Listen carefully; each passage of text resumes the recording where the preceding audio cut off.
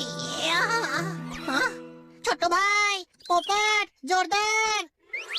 কি হয়েছে? আরে কেউ আমার নেম প্লেট বানিয়ে গেছে। আরে দেখ।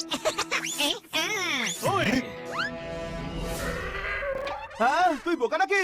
না, আমি একটুখানি গাধা, সেটাই তো লেখা আছে নেম প্লেটে। একে কেউ বোঝা, আর যদি আমি বোঝাতে যাই তাহলে এর অবস্থা ঢিলে হয়ে যাবে।